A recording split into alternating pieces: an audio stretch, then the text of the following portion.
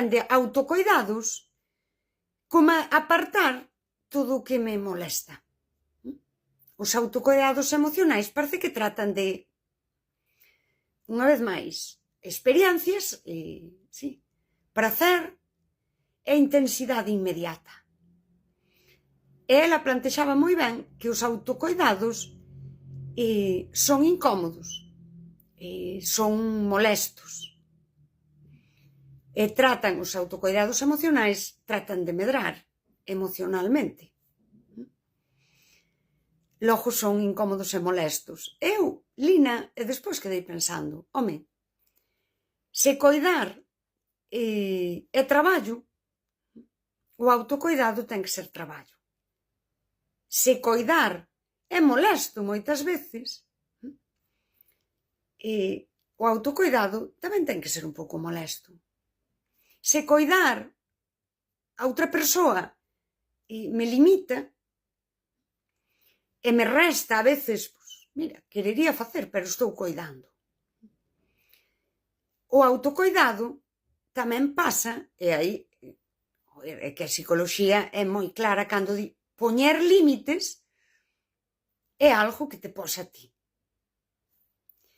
Daquela, o autocoidado tamén me limita. Tamén me resta a veces alivio inmediato, prazer inmediato. O autocoidado emocional é para medrar. É así. E gustoume como o plantexa esta psicóloga. E ao mesmo tempo, coidar é amar.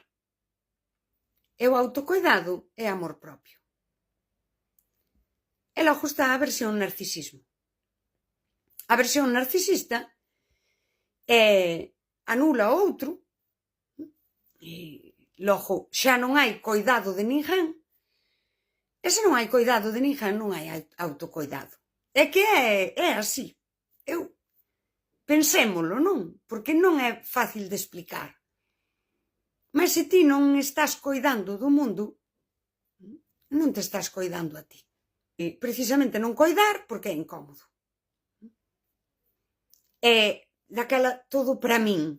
É unha vivencia desde o ego. Todo para min, a validación para min, o que me atendan a min. E figurar eu. Sempre eu. O outro desaparece. Isto é unha cousa na filosofía actual que se fala moito, non? Esa idea de desaparece o outro. Que conéctalo con todo, tamén ca crise da comunicación. Desaparece o outro.